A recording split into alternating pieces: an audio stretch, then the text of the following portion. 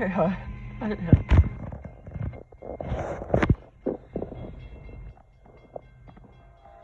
Ê, behind you, right here.